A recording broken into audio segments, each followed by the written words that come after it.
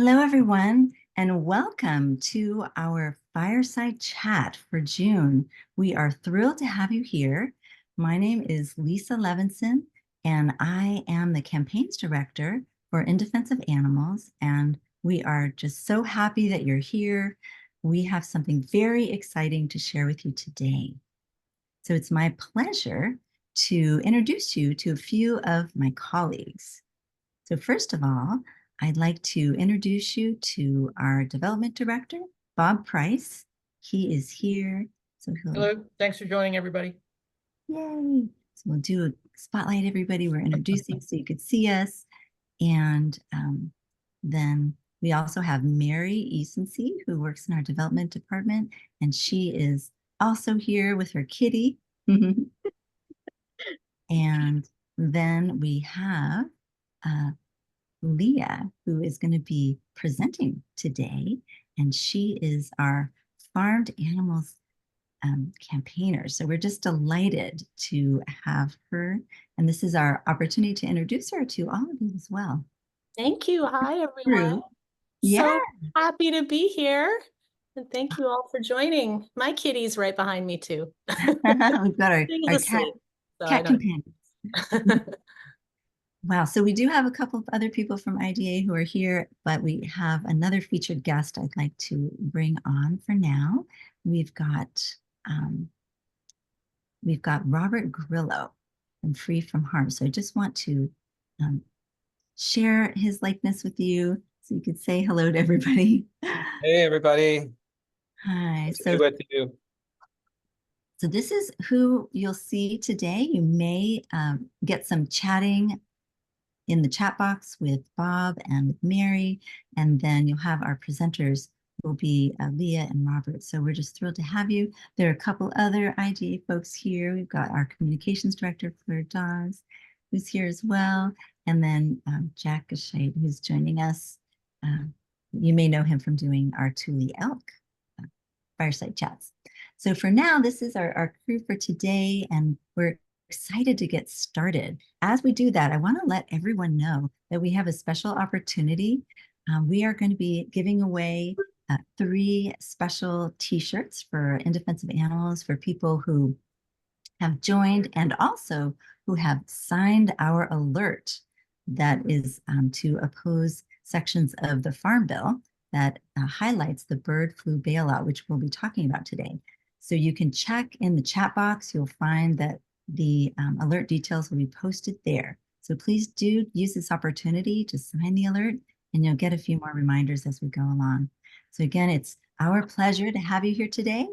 And I think without any further ado, we are going to invite up Lia to begin. We're going to do a little presentation for you to start off.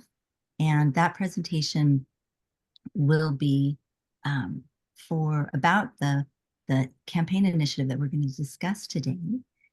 And so we'll start off by doing some technical magic by sharing the screen. So give me just a moment to get that all set up, and then we will be good to go.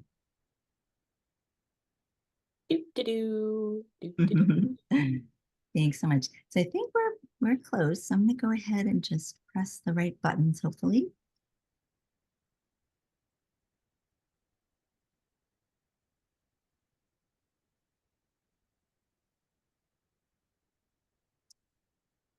So with any luck, you are seeing the screen here that I have, and we're going to go ahead and do press the slideshow. So we'll get started here.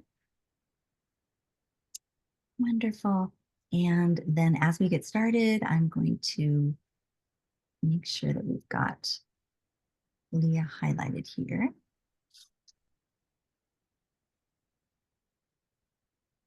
Fantastic. Wonderful. So it's my pleasure to turn things over to you, Lia. All right. Thank you, Lisa. So thank you so much, everyone, for being here. This is such an important subject. So we are going to be talking about the bird flu bailouts and the work that activists have been doing across the country on this issue. And before we get started, I just wanted to let you all know at the outset that there's no graphic images per se, except one. Some of the images are a little disturbing, but overall, it's not anything graphic, except there is one in our third video.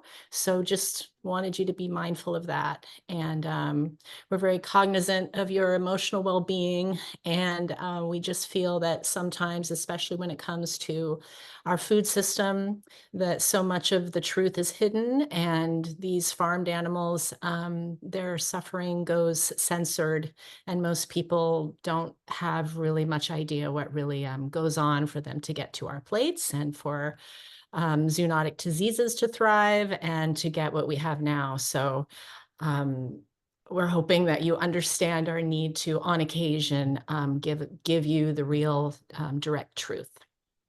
So going forward, next. Next slide. So we'll be going over the nationwide speakouts that both Robert Grillo, who will be joining us after my section here, wonderful founder of Free From Harm. And we've been collaborating with him and working on these protests that have been happening most recently in Sacramento, and before that as well. And then we will be getting into ventilation shutdown, and what exactly that is. If any of you haven't heard of that, it's now become the standard way that they are trying to, the industry is trying to curb the spread of bird flu. So it's certainly not anything that any of us would think would be considered humane. And then we'll just get into kind of the underlying general what happens when animals are seen as commodities, and can they really be treated humanely? We'll get into that. And then how to leverage the bird flu and what's happening to take action on food system change. Robert will be getting more into that and talking about the money in politics, and then also why take bold action and why it's so important in regards to just helping to transform our food system, keeping us all a lot safer, healthier, and protecting animals, of course. So, okay, next. Next slide. Okay, so this was San Francisco back in March. Activists from In Defense of Animals and Free From Harm publicly confronted the USDA Deputy Administrator Jeffrey Silverstein inside the Animal Ag Tech Summit. And so a group of activists came together. We actually had a few Zoom sessions beforehand to kind of go over logistics. And we even had to come up with a plan B and C and D, because we didn't really know what we would be, expecting. We knew that the USDA Deputy Administrator would be there, and we try to get appointments with these folks, these power brokers, send letters and make calls, but there's only so much that they will respond to. So it comes to a point where we have to confront them on this level publicly. So the plan was to go inside the auditorium and do that. And these two photos are just kind of an example of the almost Twilight Zone feeling that you get when we knew a lot about what we were going into and why we were there in regards to this ventilation shutdown and the bailout money, and just kind of the cruel aspects behind this industry and the pollution and the spread of zoonotic disease. And yet you go in there and you see these signs that really convey something different, of course, like, for instance, accelerating action for healthy animals and environmental stewardship, frameworks for regenerative animal agriculture. And just for one of so many examples, the Environmental Protection Agency has stated that cattle operations in the United States produce more methane than the entire oil and gas industries in the United States. So that's a whole other subject that we will also be getting into in this campaign down the road. And then a couple of other examples that are on these signs: innovative solutions in animal health and rearing healthier animals through novel products. So just kind of the irony here, healthier animals and turning them into products, those seem to kind of not go together. So yeah, that's what we were looking at right outside the auditorium. And next slide, please. Oops, I think you went forward. Let's see, jumped forward. Where are we? Yes, perfect. No, that's great. Back to where you were, Lisa. Okay, thank you so much. Yes, so right here, we're going to show you a video of the action that took place and the speak out. And I will talk more about it.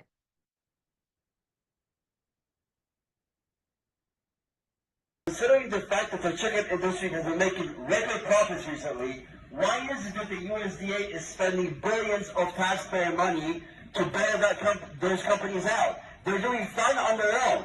This is an operating expense for them, not something the public should be paying for. Mr. Silverstein, stop paying. Stop the virtual bailouts. Stop funding factory farms. Farms! Stop funding factory farms. Stop funding factory farms! Stop funding. Don't use taxpayer money to fund their problems. Stop their problems. Stop funding factory farms! Stop the $1 billion bailouts. Stop funding factory farms! Stop taxpayer money. Stop funding.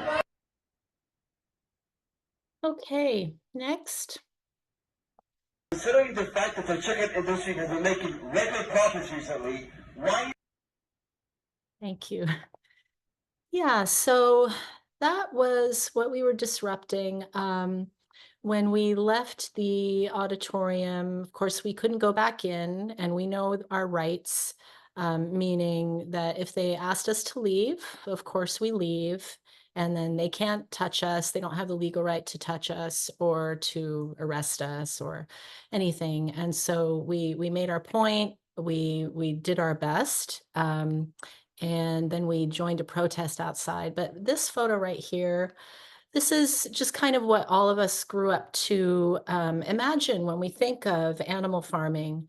You know, tradition, it's these animals are nourishing us. This is what our parents did. This is what has been done for thousands of years, right? And this is kind of how we view animal agriculture now, or at least that's the way that they want us to see it. And next. Whereas, of course, animals are, farmed animals, that is, are actual commodities. They're numbers, they're resources for profit. So it's almost a contradiction to think that we can actually treat animals humanely and have their well-being at the forefront when we are profiting off of them and ultimately killing them. Next slide.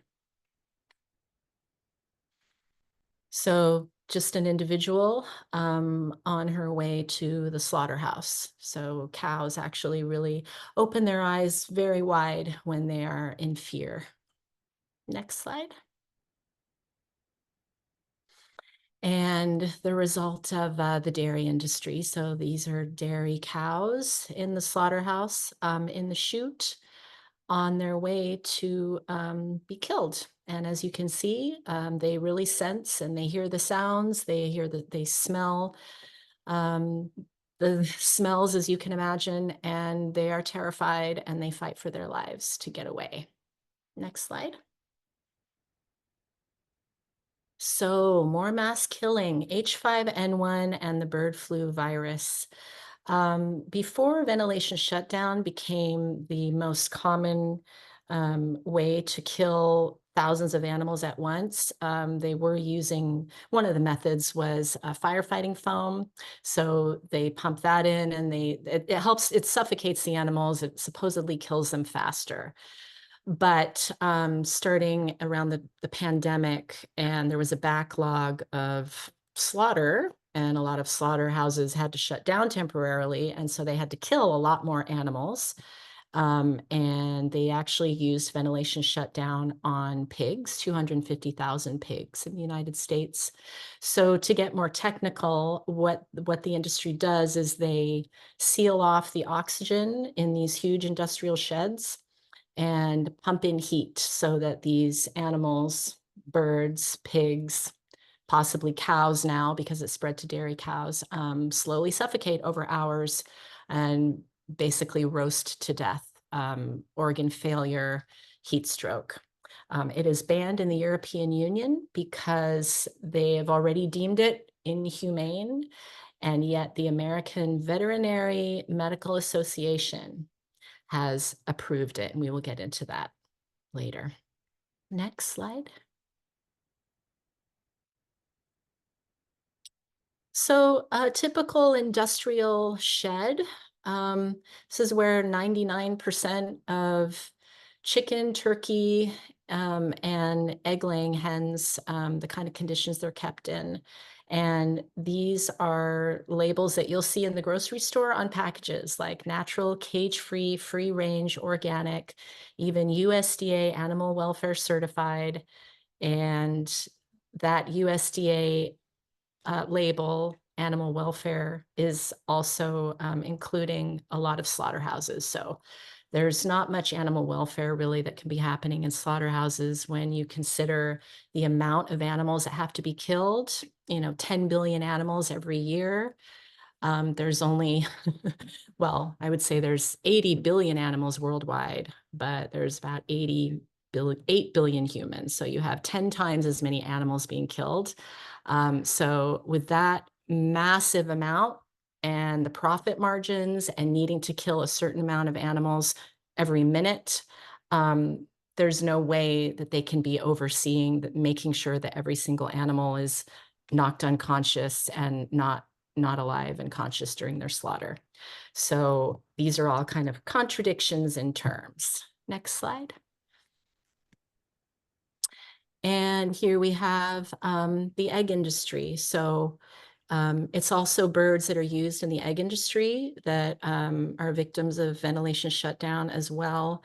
This, for example, what happens in hatcheries is they separate the male and the baby chicks and the female chicks, and all the male babies in the egg industry are considered useless because they don't produce eggs, and so they are killed. And the most common method is maceration. They are basically thrown into giant blenders, or they are suffocated or gassed. Next slide. And then on the other hand, you go inside this lovely, clean, professional, business as usual auditorium, and these are the folks who are setting the standards for all of these methods. Next slide. And that was us outside the disruption. We were joined by some other activists afterwards. We were out there for about up to an hour, and just using our freedom of speech. And the security guards and the police came, and they were all very respectful, because what could they do or say? We were exercising our rights, and we made sure that we knew what our rights are. And so we made our point. And after about an hour, we left and on to the next project and promoting what we had just done and getting media involved. Next slide. So then we became aware, and Robert Grillo of Free From Harm found out that Karen Ross, the Secretary of the California Department of Food and Agriculture, was scheduled to speak in Sacramento at the Ag Repulse West conference. So we rallied our troops again, and a group of us went up to Sacramento. And our plan was to do similar to what we had done at the San Francisco disruption, to just, if need be, interrupt her speech and ask her very pointed questions. And of course, we want it all to be filmed so that we can spread the word. This time, however, because of the other protests that have been happening across the country that we'll be showing in a moment, we think that that was the reason that security was really increased, so we weren't able to get into the convention or the actual conference room. So then we had to come up with our resort to plan B or C or D. And we had about half an hour to figure out what we were going to do. But we decided to just go forward with a speak out in the lobby. And we knew that they would be opening the doors around lunchtime. And so we just waited, and in the hopes that she, at the very least, and the other executives in the room could also hear us. Next slide. And that was a photo taken. The woman in the middle in pink, that is Linda Middlesworth, 80-year-old vegan animal rights activist, legend. She has been at it for over 35 years. She is a Physicians Committee of Responsible Medicine instructor for plant-based nutrition. She's known as the Vegan Mentor, and she organizes a lot of groups in the Sacramento area. So she led our speak out. That's me at the top of the stairs.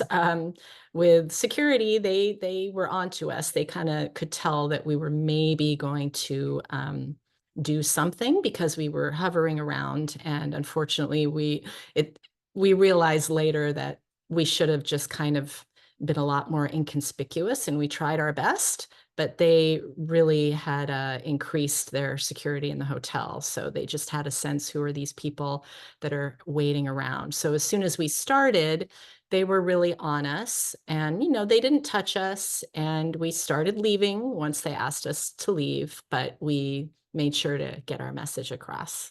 Next slide. And that's us outside the conference. And then next slide. In front of the Capitol building, and right on the left there is our lovely communications director, Fleur.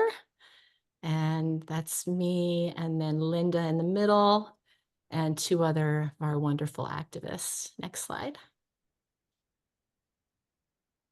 And so this will be a little compilation video of what happened that day. We should have a slaughter-free plant-based system. We need a slaughter-free plant-based system. Stop bailing out the animal agriculture with something bailout. Find the slaughter-free plant-based food system. Stop saving food. We're trying to tell people they don't have to pay for this. We are paying 100% for the USDA to kill the animals, millions of chickens, and then that's to keep the profits for the egg and chicken industry in good standing. This is not our problem. They're going to keep breeding these animals into existence, keeping them in extreme confinement, business as usual. Meanwhile, it's putting all of us at risk for an epidemic. They've already killed over 100,000 birds with ventilation shutdown. It's horrifically cruel. It's like roasting them alive over hours. We are telling the USDA and the Secretary of Agriculture to invest in plant-based proteins and a food system. Better for all of us humans, better for the animals, better for the environment. That's what we're demanding. And next slide. We should have a slaughter-free plant-based system. We need a slaughter. Thank you. Okay, and also to clarify that it's, of course, up to 100 million now. 100 million birds have been killed using ventilation shutdown. It's now spread to, that's since 2022. It's now spread to 31 states, 118 dairy cow herds in 12 states, 3 human cases so far in the United States, 1 death in Mexico. And this was just updated in the last 10 days. And then in the last week, Michigan is one of the top states with this massive spread and outbreak of bird flu among dairy cows. So they have just canceled their county fair in Michigan. They have canceled their dairy show, not the county fair, but they have canceled their dairy show.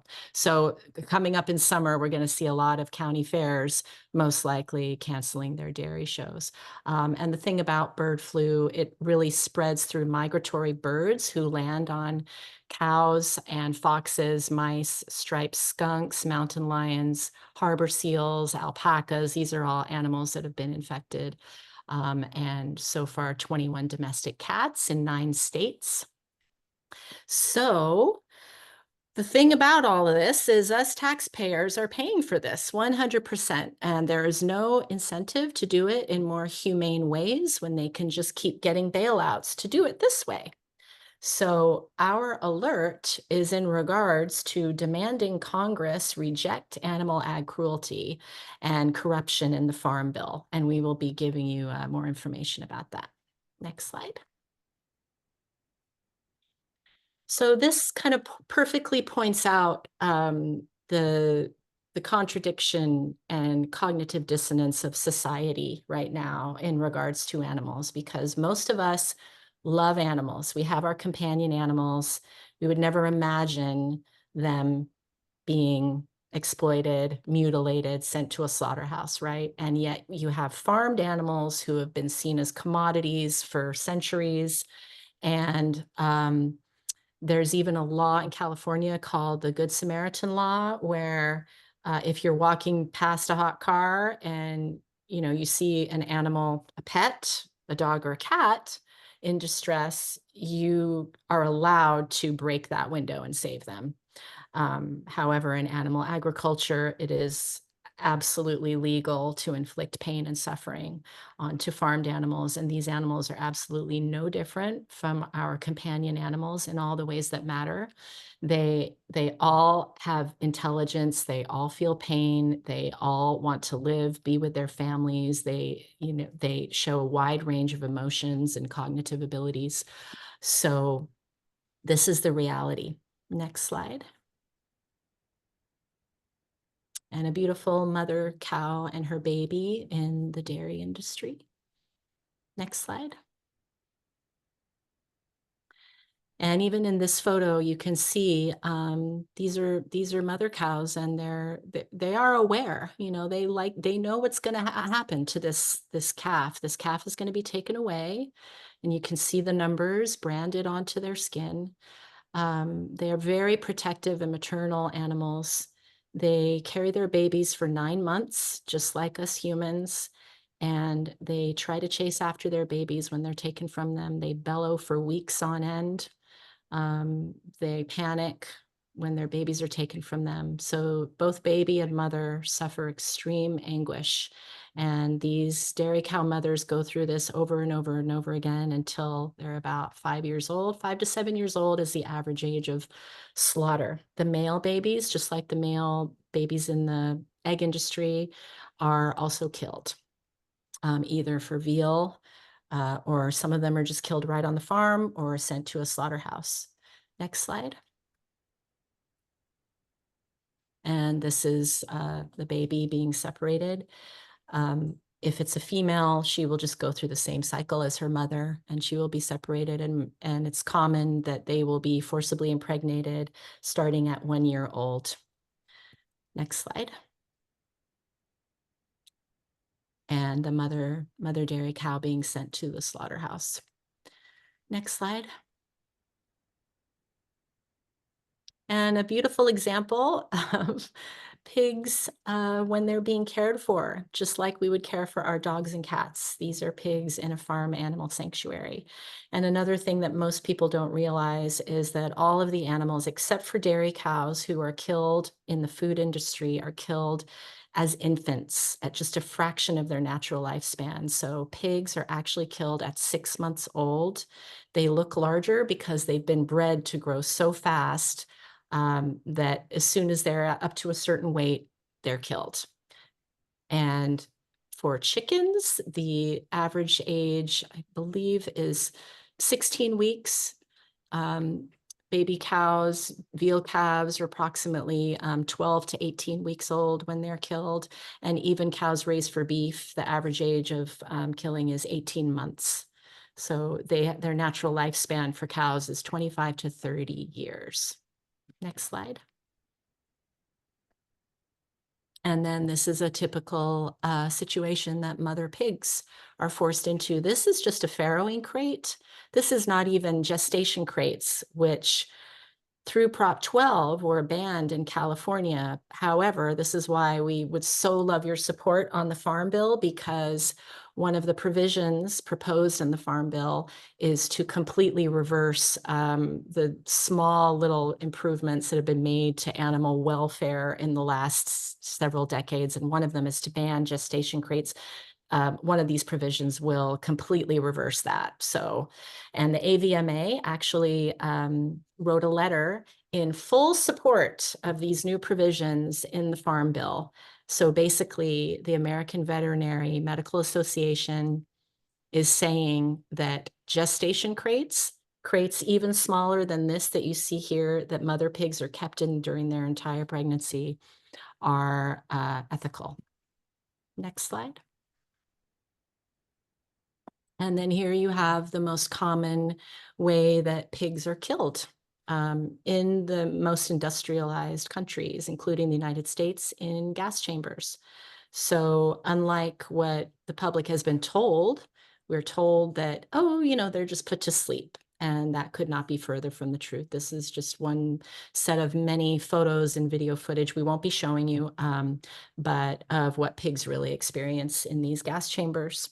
And it's an excruciating death, not unlike ventilation shutdown. It doesn't take quite as long. It doesn't take hours, but they also suffocate and suffer burns from the inside out. And these are 6-month-old pigs. Next slide. All right, and this is a video. This is a compilation of the work that we've been doing regarding the Farm Bill and the actions that have been taking place across the country. You can play it now. Thank you. Not another penny for cooking millions of birds alive. It's time to fund a slaughter-free, plant-based food system. Stop the animal ag bailout. Stop the animal ag bailout.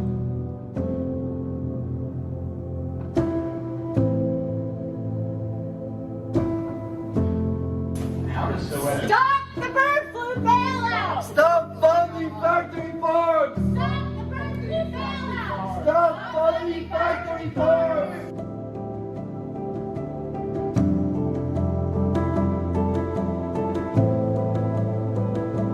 Stop the big pork bailout!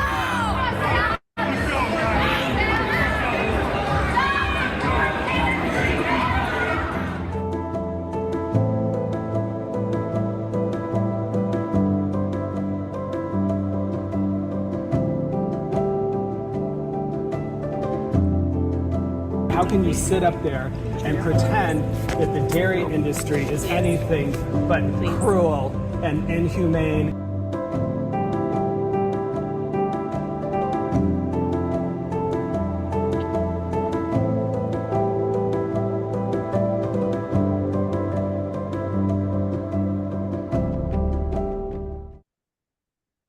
And next slide. Not another penny for cooking millions of birds alive. All right, so the good news is being a voice for animals, and that is why we're all here, and we so appreciate all of you being here, and let this be motivation. The thing is, when we become aware of injustice, it's not just about being an animal lover and being a compassionate person. It's realizing that what is happening is unjust, that if we would never put our cats and dogs through something like this, if we wouldn't do the same to anyone that we care about, then we must ask ourselves, what are we doing? So it does take some chutzpah, some courage to realize that, okay, I have to do something, or at the very least, I want to start meeting other activists and being inspired by other people. That's certainly how I got started. I didn't know anyone else when I stopped eating animal products, and I just started volunteering and being inspired by other activists. So that's what we're here for. And we have an activist support line, but we would love to also have you get involved. And Robert Grillo will be talking about that. And I would just like to end right here with the statement, speaking of speaking up and having courage. There was one veterinarian at the AVMA convention just this last 10 days ago. Her name is Martha Smith Blackmore. And she was vehemently against this resolution, saying that ventilation shutdown is ethical. And this is what she said: I wish to address a profoundly significant matter. These procedures cause immense suffering to the animals. We find ourselves in a paradox in our current animal agriculture paradigm. Methods in animal agriculture prevent us from ensuring humane deaths for each animal in all circumstances. Thus, it must be considered unethical in and of itself. We must be promoting plant-forward diets and acknowledge the current paradigm as untenable. The ethical endorsement of, quote, depopulation erodes public trust in the veterinary profession. Society considers veterinarians as guardians of animals. We must align our practices and our path forward with the humane values that society expects from us. So, dairy sales are plummeting. Soon the dairy industry will become obsolete at some point. It's all unnecessary. The Academy of Nutrition and Dietetics, the largest body of nutrition experts in the world, says that a whole food, well-planned, plant-based diet is healthy for all stages of life, including infancy, pregnancy, athletes, and the elderly. And we will be letting you know. We will have you sign our alert. And the most effective thing you can do right now as an individual is to stop giving money to these industries and to go vegan. And you can keep up with our Farmed Animals campaign, and maybe we can talk about that at the end if we have time. But right now, I want to introduce the wonderful, incredible activist, Robert Grillo of Free From Harm. Hey, everybody. Yeah, great to be here tonight. Thank you very much, Lia, for inviting me on. So yeah, if we could move to the next slide, I'll get started. So I want to talk to you a little bit about how we take action and why. I think Lia made a great case for, why we want to take action and the dire circumstances of that we find animals in. And I want to talk about a little bit about the how and what I've learned about what we call taking bold and innovative action in a grassroots space, which I would argue is sorely lacking in our movement right now. But we're trying to change that, right? The first thing I want to point out is there's a huge misconception out there that we can just vote with our dollars. If we change our diet and we just buy vegan food, we're going to send a message to the industry and everything's going to change because the system of supply and demand just works seamlessly, right? All we have to do is send them the right messages and buy the right products, and they're going to turn around and revolutionize the food industry. Unfortunately, it doesn't work that way. And we're hearing this from people in the industry, the food industry themselves. Like here we have kind of a very memorable quote from Errol Schweitzer, who used to work for Whole Foods Market. And he says, the concept of voting with your dollars is a false messiah. The grocery industry manufactures the demand for the products it sells. Retailers manufacture demand, they advertise, end quote. So then you ask yourself, okay, well, if there's this big control at the top, then where do we need to direct our attention? Because if consumers have very little power, they think they're very free and they have a lot of power because they walk into a grocery store and they see all these amazing products on the store shelves. But what they don't see is what's happening behind the scenes, and what what the food industry executives and their cronies in government are doing to decide what's going to be available to whom at what cost, and whether the meat industry or the dairy industry is going to be promoted or not, and what products will be promoted. So all those big decisions are made behind closed doors with no public input at all. Consumers know very little to nothing about this process. Next slide, please. So some of you might have heard the term speciesism. So this is Richard Ryder. He's the UK British philosopher who coined the phrase speciesism. And he's been a campaigner. In England, they call them campaigners rather than activists sometimes. But so he's been a campaigner for many years. And 10 years ago, I watched a great presentation of his about activism. And he said very simply, the golden rule is to contact the people with the real power. Again, the people with the real power are the CEOs of these food companies. They're lobbyists that lobby our public officials, our Congress people, to pass laws that are favorable to those industries and force the American public through a tax system to pay for things that they don't want to pay for, like all of those diseased animals that Lia discussed earlier, all the animals that come down with bird flu, or all of the flocks that have to be killed because of a suspicion.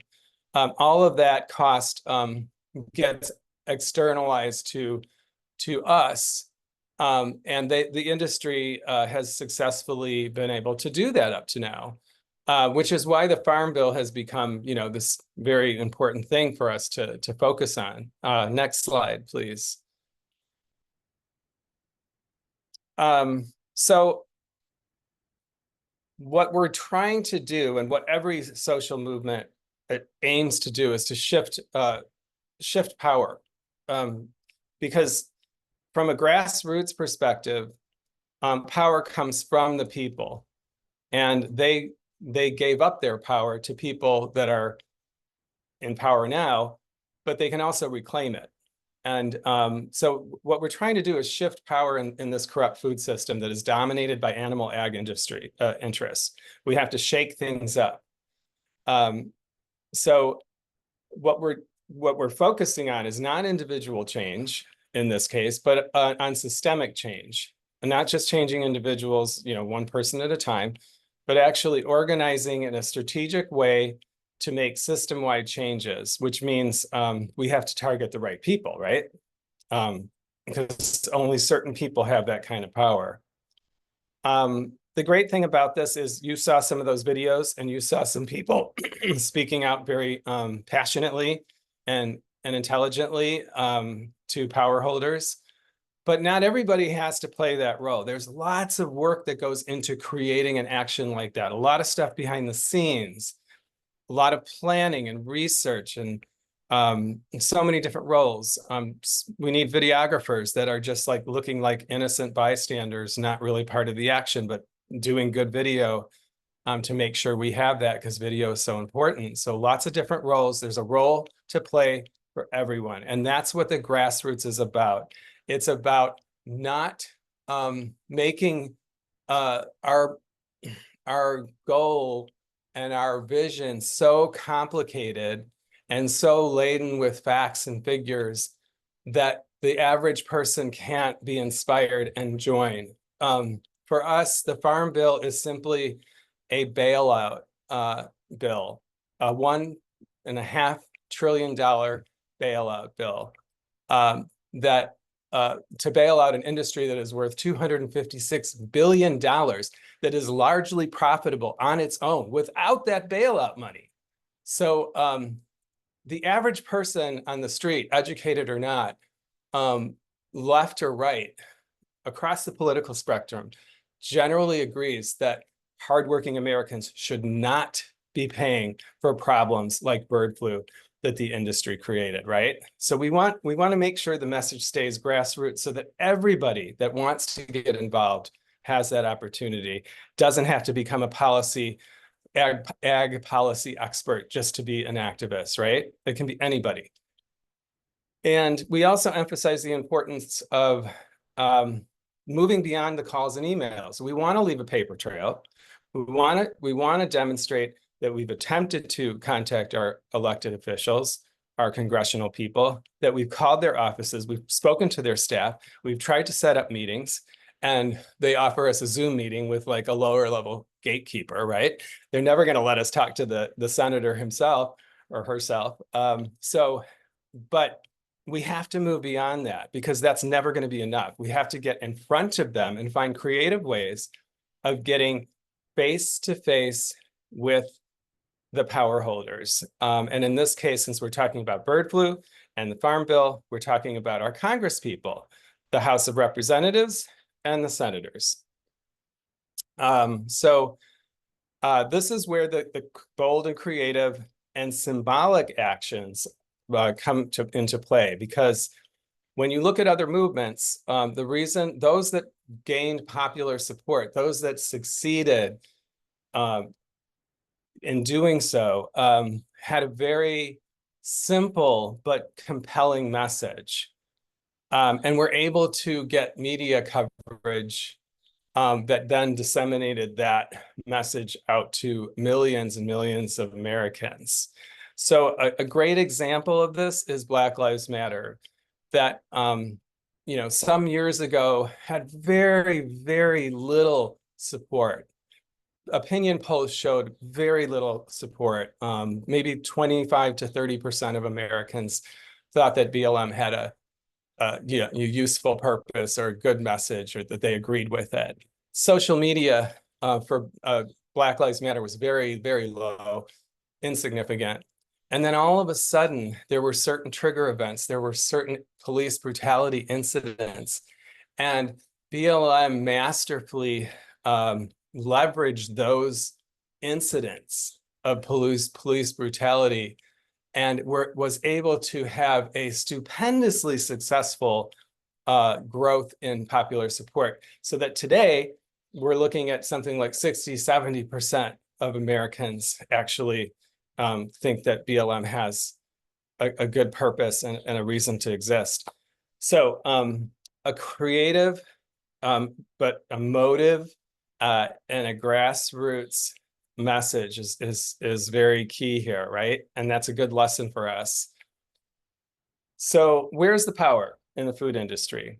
Well, there's one fact here, one little figure that I could point at, which will speak volumes.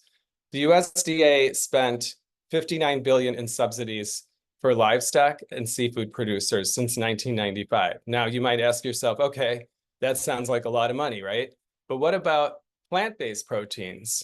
In comparison, the USDA only spent $124 million, not billion, to support plant-based proteins and other plant, transitions to plant-based agriculture.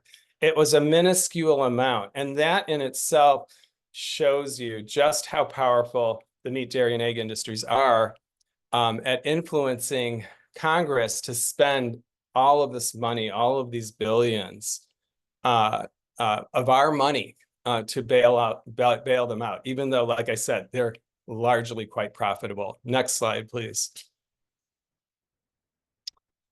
So why focus on bird flu and the Farm Bill, which I kind of, are almost kind of interchangeable. It's almost like you can't talk about one without the other, right?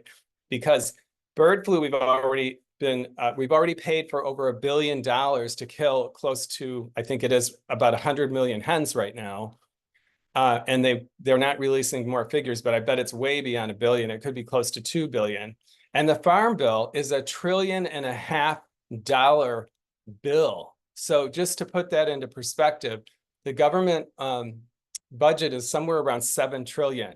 The Farm Bill makes up $1.5 trillion of that. And guess where a lot of that money goes? I'll give you one guess. I bet you know the answer. The reason why we focus on bird flu is because what we're looking for are stories in the news cycle that are viral and getting a lot of attention, because those give us a chance to then insert our voice, our perspective, our message, our platform into the media. We need to get that across. So we want media attention, right? Because that's how we get the popular support we need. The other great thing about bird flu is it's what I call the Achilles heel of the industry, of the chicken and egg and turkey industries, because this could cripple this industry, and dairy too. If this continues to unfold the way it's happening and more people start getting sick, it's going to be workers, farm workers first. And then sadly, it will trickle into the general population from there, unless we do something to stop it. But it's an Achilles heel. It's a weakness. It's a vulnerability of the industry that could literally cripple their reputation, but also them economically. And so we want to leverage that, right?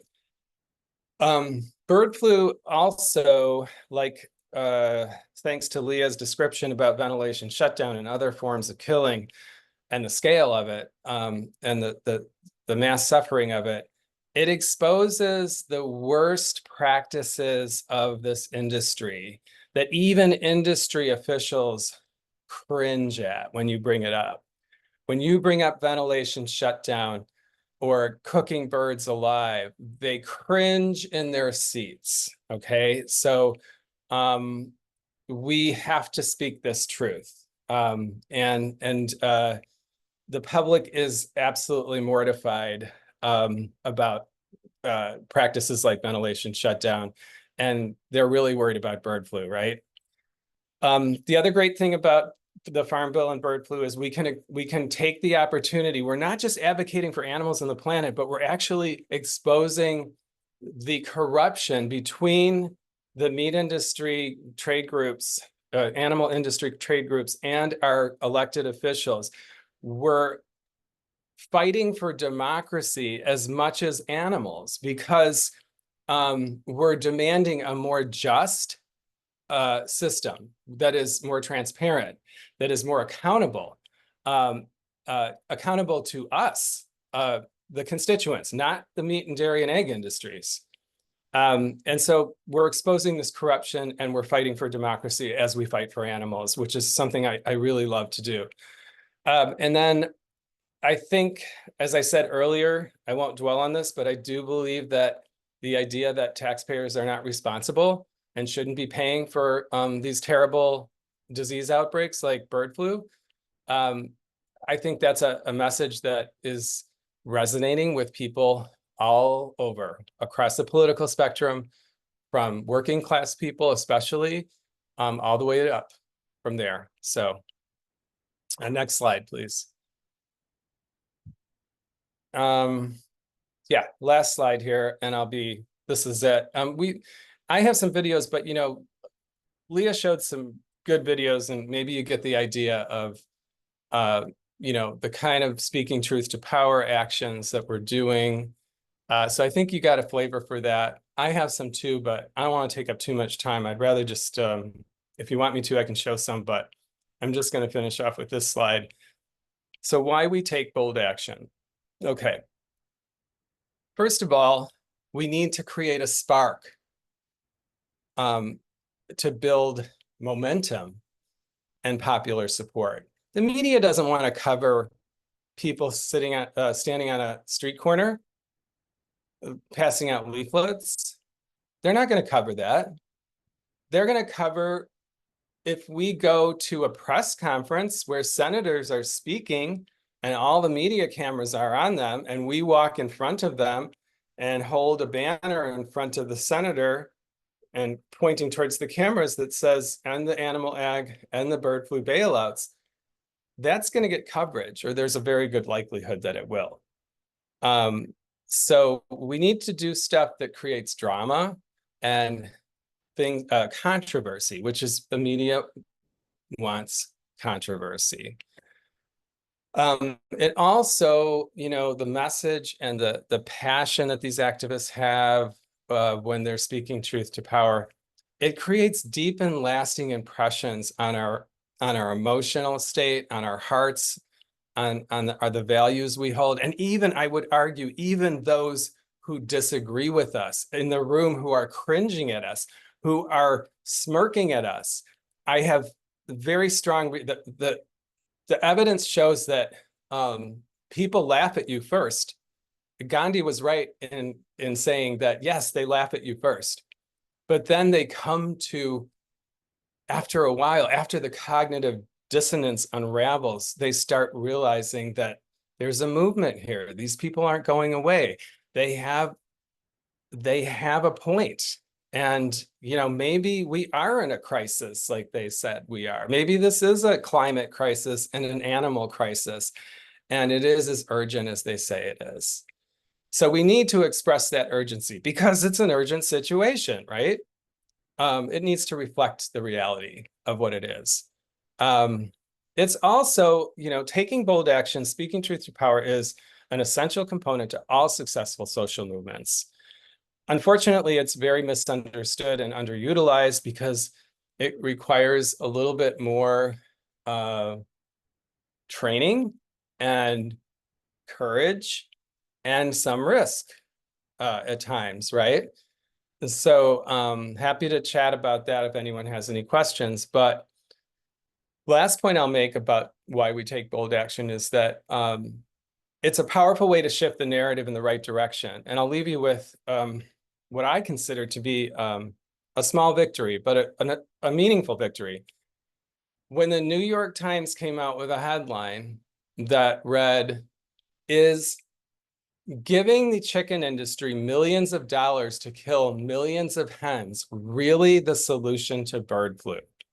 And it was a very critical look at this policy that our government has to bail out the industry at our expense, which thereby protects the profits of the industry, the animal ag industry. And guess what? The hatcheries are delighted because guess what? We pay for all of the chicks, the chickens that were killed. We pay for the chicks that are purchased from the hatchery to replace them, the millions of the chicks. So the hatcheries are delighted because it's business for them. And so when I saw that headline in the New York Times, it was so gratifying because I realized that our message, the message that we had, the messages of dissent, that we don't support this policy on bird flu, that we were getting thrown out of conference rooms and hearings for, is now on the cover of the New York Times. I can't tell you how gratifying that is. And that's a victory. That is getting the narrative, our perspective, permeated. It permeates into mainstream media. And when that starts happening, we start building momentum. Thank you so much. Thank you, Robert. And Lisa, back to you. Yeah, so I'm going to go ahead here and add the spotlights here and also add Lia so we can have the three of us. I am going to briefly go through a couple of the slides before we finish. I know we won't be seeing the videos, but I did want to just let everybody know that We are paying Taxpayer dollars bailing out. just to let everybody know what you can do. So one of the things that is important to do is to sign our alert. And I believe that it is in the chat box, that thanks to Bob and Mary who put the link in there. And that will help us to, because we're urging Congress to reject the cruelty and corruption in the Farm Bill that both Robert and Lia were talking about, and also to get involved and to volunteer to help. And you can reach out to Lia. Lia can share her email, and then we have one more. Do you want to share your email while I put up the very final slide? Yeah, so it's just Lia, Lia, at idausa.org, or there's info at idausa.org. Yeah, either way. And Free from Harm, Robert and I and Lisa and all of us will be collaborating again, and we have something else in mind next, probably in the next couple of months. Robert, did you want to say anything about that next target? Well, yeah, you mean the Pittman? Indeed. Talk about Pittman Family Farms, and we could talk about Karen Ross, who we hope to hold accountable, because we've discovered some really terrible conditions for chickens recently, but it's ongoing. And she's responsible for enforcing animal cruelty laws in California, which do not exempt chickens. And but Pittman is one of those high welfare farms, one of the highest welfare farms, has one of the greatest reputations in the country. There are the top hotels and restaurant brands. They actually proudly name Mary's Chicken, their brand, on their menus. So, and you can find it in stores too, but the conditions are pretty hideous. And so Pittman got $22 million in bird flu bailout money, basically, and then turned around and applied for a permit to expand his chicken killing operations 5-fold. So we want to intervene at the public hearing and ask the city of Lemoore, California to reject, vote down, vote against the permit. Don't let this guy expand. He doesn't deserve it. He's taken our money, and now he wants to expand his killing operation. So stay tuned for more on that developing story. Indeed. And just to point out that Mary's Chicken and Pittman Family Farms, their big wording on their marketing is local, free range. So it just goes to show that you can't trust these labels. And even, even on the worst possible farms and the best possible farms, whether it's local, organic, free range, regenerative, cage-free, humane, all of those things that we shared at the beginning of the slideshow and that Robert's talking about, all of this occurs in all farms. So really none of it is worth our money. That's for sure. Thanks to both of you for sharing your knowledge about this. You're both experts, and we appreciate both of you bringing all this information to us, and also to just highlight that this is a wonderful collaboration that we have between In Defense of Animals and Free from Harm, and we'll be doing more initiatives together because we both have the same agenda and intention. So we're really thrilled to work together. And we wanted to bring this to you so you could see all the people who are supporting IDA, to see what we're doing behind the scenes and also in front of the scenes. Wanted to just check to Mary, who we introduced earlier, if there's any question that we want to entertain for maybe 1 or 2 questions before we yeah, there were some good questions a little bit ago. Let me scroll up. There we go. How did they get rid of all the bodies of the chickens? Do we know? Wow, that is a really great question. Yeah. We don't know, do we? Mass graves, right? That's a mass great, graves. yeah, mass graves. And there was a case in Wisconsin where it took the USDA 4 weeks and probably even longer than that to bury 3 million hens. And they had to bury them. create a mass grave, but there were all kinds of problems with it. And I think there's still ongoing problems. It was an absolute fiasco. There is no, people think this is a really efficient system of, killing, disposing. It's all very methodical. It runs like clockwork. No, it doesn't. It's a messy, disaster, chaotic thing that the government actually wants us to believe is going really smoothly. It's not.